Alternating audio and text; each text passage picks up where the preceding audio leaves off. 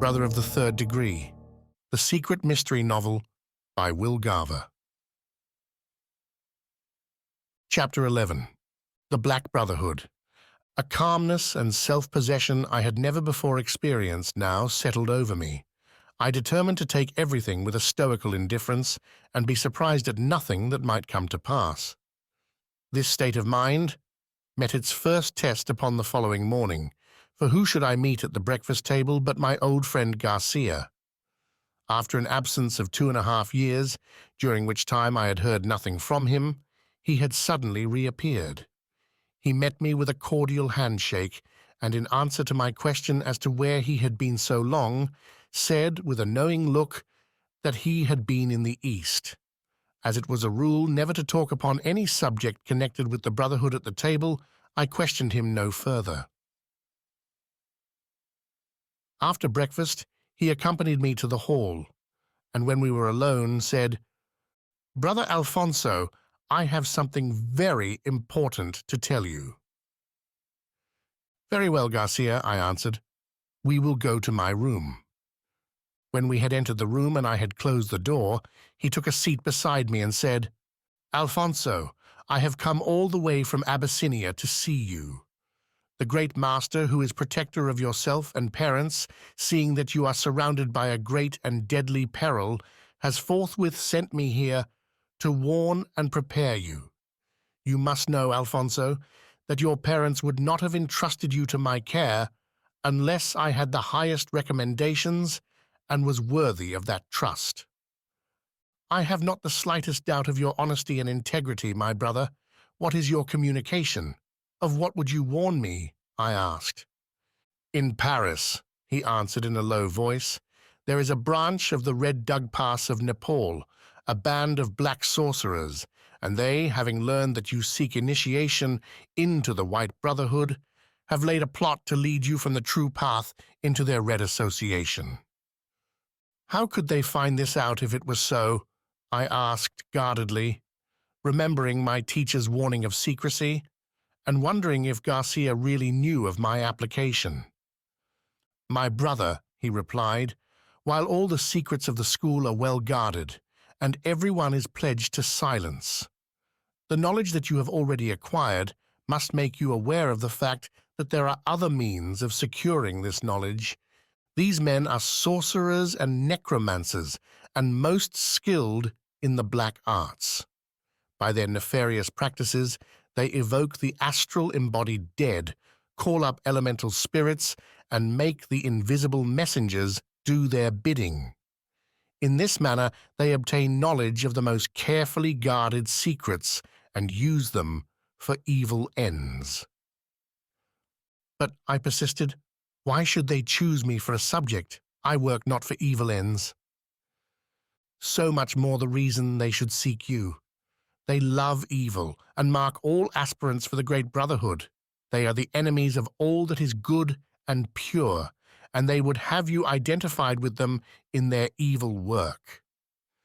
"Strange they should choose me who love only the pure and good," I answered, veiling my secret suspicion of another test.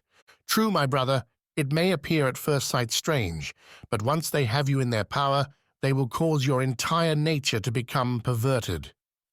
And the divine knowledge you have already received will only make you a more powerful instrument for evil.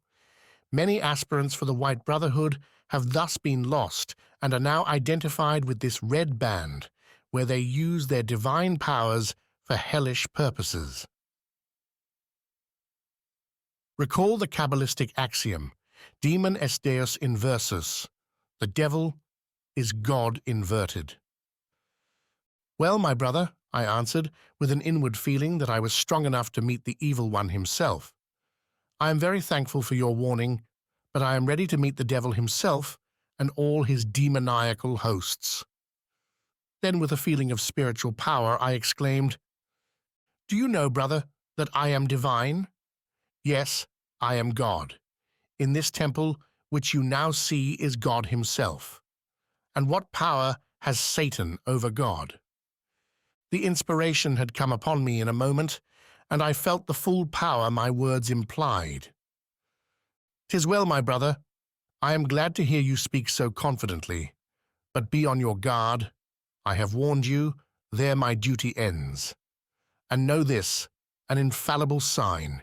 No branch or section of the true occult school, the White Brotherhood of the East, will ever ask a penny for occult instructions or demand a price in money for initiation.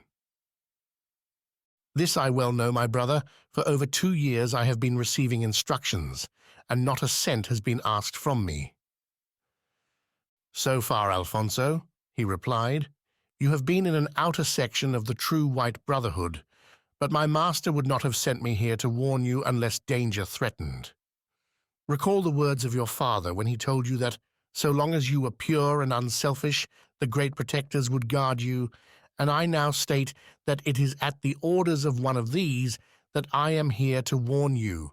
I must now go. I can do no more, but again I warn you. With these words, and before I could further question him, he arose and departed. Scarcely had the door closed behind him when the hall boy announced that a gentleman was waiting for me in a carriage at the gate. Do things commence to move so soon?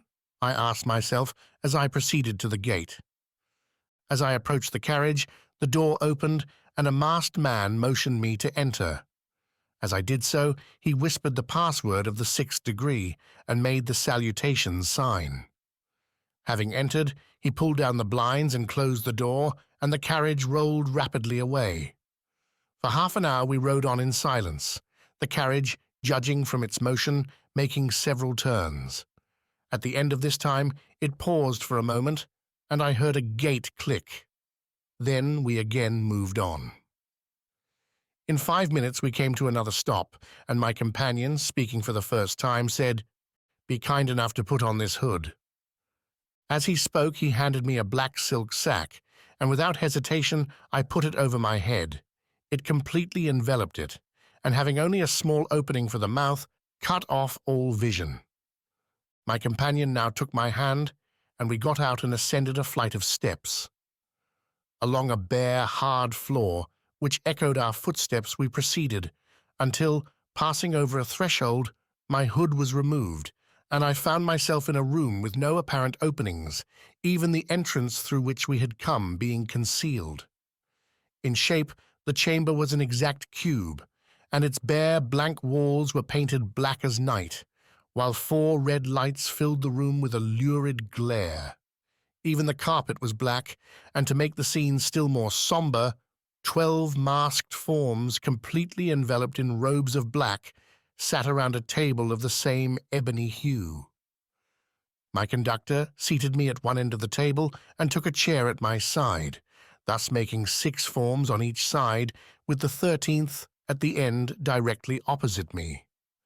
Not a word had thus far been spoken, but instead of timidity, this strange and unusual proceeding favorably influenced my mind, and I became possessed with a courageous strength. The masked form opposite me now drew a black cube from the folds of his robe and laid it beside a cloth which covered some object upon the table.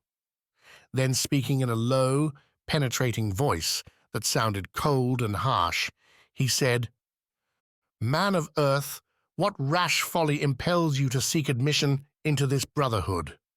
Not the least perturbed by his severe manner and my somber surroundings, I answered, "The folly of knowledge and the desire for power." Knowledge to take advantage of the ignorant, power to exalt thyself on earth? No, I answered with vehemence. Knowledge to aid and help my fellow man, power to do so with effect. Dost thou not already know enough for this? What is there for thee to learn? The known to me is but an atom to the unknown, but a sand grain on the seashore, but a drop within the ocean. There is the knowledge of the nether world, the soul, the spirit, and all the infinitudes that lie within their depths. And thinkest thou that the mind of man can know these things? Dost thou not think this vast knowledge reserved for God alone? What belongs to God like man. The mind conjoined with spirit has no limits set beyond which it cannot go, even the deepest mysteries of God it comprehends. Mind conjoined with spirit? How think you this can be done? By establishing the conditions necessary for that union, by evolving the instruments responsive to those powers. You think, then, it is possible for man to evolve and bring forth higher faculties, more perfect instruments for the manifestation of knowledge, and possibly unknown and latent senses? All these, I answered. Dost thou think that this can be done while man remains on earth? Even while on the earth, if he is from earthly things set free and master of the flesh. Knowest thou the dangers that surround all who seek to unfold these faculties and higher powers without being properly prepared? Many dangers threaten them, I answered. Aid and few are those who are prepared. Rash man, return before it is too late. Once thou hast crossed the threshold, there is no return. Forbear, death, madness, lifelong disease, and misery mark those who fail. Return to thy duties in the world. Enter not the dangerous and rugged path, where failure means despair. Sir, I answered firmly, you have my application. It is not withdrawn. I have considered and am ready for all ordeals. Truly there is no strength like that which comes from realizing the presence of God within. An inner power urged me on, and I determined to follow its promptings. All through this dialogue, the 12 robed figures had remained silent and almost immovable, but their gleaming eyes, peering through their hoods, never left my face. Now with one voice, deep and sepulchral, they spoke, "Rash man, forbear, forbear!" But no, listening to my inner voice, I answered, "I persist."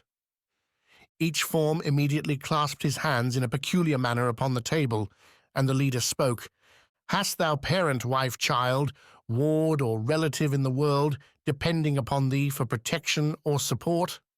Are you by duty bound to anyone on earth? I am duty bound to none except the duty I owe to all. My parents and all relatives have passed on.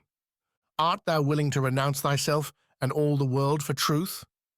"All for truth," I answered from my heart. "Art thou willing to be scorned and reviled by men for truth?" "All for truth," I replied. "Art thou willing to become a beggar on the earth, despised, tortured, slandered, and forsaken for truth?" "All for truth," for the third time I answered. Taking up the black cube before him on the table, the leader again addressed me. "Candidate for sacred knowledge, do you know the meaning of this cube?" The black cube is the symbol of the lower man and the 4 elements and principles which make his earthly nature. "'Tis well," he answered, as he commenced to pass the cube around the table. Now I noticed that there was a small opening in the cube, and as it passed around the table, each figure put something in it. Evidently they were balloting upon my admission. When the cube had returned to the leader, he appeared to weigh it in his hand and then addressed me. "Man, we take no one upon his own declarations of strength. You must, like Christ, descend into hell, endure and overcome its torments, and prove, if you can, that you are worthy of this knowledge and the privileges you seek." Then, drawing a black and a white card from his robe, he handed them across to me and said, "We give you 7 days for final decision. Consider well your course. If, on the 7th day, you renounce your candidacy and conclude to return to the world, burn the white card. If you are still determined to persist, burn the black." As he finished speaking, he removed the covering which lay upon the table, and a human skull resting between a pair of crossbones was exposed to view. It shone with a phosphorescent light, and a sickening odor emanated from it. At a motion all arose, and with black-gloved hands pointed at me, commenced in weird chant, "Dead, dead, buried deep in a tomb, thy spirit is lost in the world's night and gloom. But the sun is now rising, and the day draweth nigh. Yet before the ascension, the body must die. Yet before the ascension, the body must die.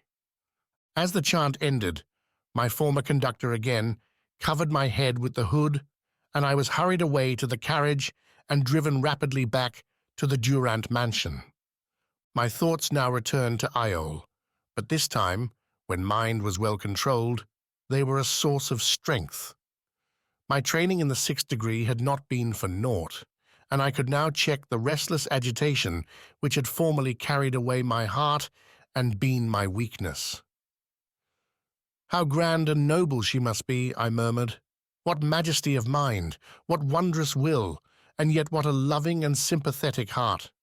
Ah, she is the embodiment of human perfection, strength combined with gentleness, mind conjoined with heart. Yes, I too will attain to her exalted plane and be a humble brother laboring with her for the good of man." On the following day, Garcia again came with me to my room and reiterated his warning. "Alphonso," he said, "remember that the Great Brotherhood require no tests except those which are mental and moral in their nature." "I will remember, my brother," I replied, but made no mention of the incidents of the last few days. As the week passed by, I entered upon a partial fast and confined myself as much as possible to my rooms, spending much time in thought and interior communion. On the 7th day, I took a light breakfast and repaired to my room. All the morning, I meditated upon the divinity in man and strove hard to fully realize my own divine nature and the fact of the universal Christ being in all men. At the noon hour, when the sun was in the mid-heaven, I drew the cards from my pocket and prepared to make my choice. Now I noticed that the white card was a triangle while the black was a square. "Ah!" I exclaimed. "If I burn the white, I destroy the divine man, the God Trinity. If I burn the black, I destroy the lower man, the black square or cube. God self forbid that I should destroy thee, immortal soul, far from it. The black shall be consumed." As I uttered the words, I kissed the white triangle and tossed the black square upon the glowing coals of the hearth. A bright red flame sprang up. A sickening odor filled the room, and before I could help myself, I sank back in my chair, facing the hearth, from which I could not remove my eyes. And my God! As I looked, a hideous face formed in the flames. It grew to twice the natural size, and as I gazed with a strange fascination, I recognized my features. But, oh God, how wicked and malignant! A sinister, leering look, a cruel, gleaming eye, and deep wrinkles of debauchery. The horrid face seemed to draw me to it, and I was fast sinking into a lethargic state when, by a mighty effort of will, I aroused myself and cried, "Away! Away!" A violent tremor shook my frame, and with a groan, yes, it was an actual groan, the monster faded away in the flames. Springing from my chair, I threw up the window and leaned out to escape the noxious vapors which now filled the room. Then, going to my desk, I took out a chemical preparation I had discovered and compounded in my studies and threw it on the flames. Immediately a more pleasant odor filled the room and my strength came back. "Heavens! I must beware," I said. "This is probably but a foretaste of what is coming." Evening came, and while I was now myself again, I had taken no food. I had no desire to eat, and so abstained. Darkness had come on, and I was pacing up and down my room, buried in thought and surrounded by the gloom, when a light knock was heard upon my door. I had no desire to be disturbed, and at first did not answer, when a peculiar rap of the 6th degree was heard.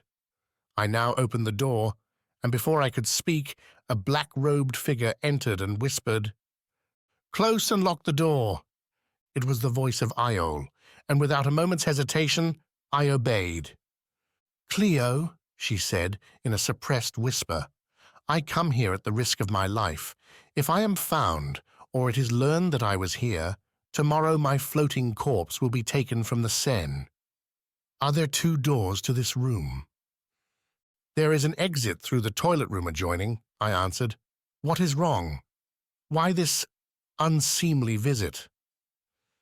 First, she answered, if anyone comes while I am here, I must leave unseen, and you must, under no considerations, reveal my visit. Very well, I answered, wondering if this was to be another test, and putting myself immediately upon my guard.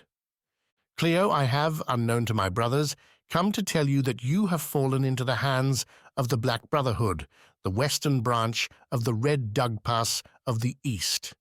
My brothers said they had warned you through the proper channels and would do no more, that you must meet the Black Band and fail or triumph.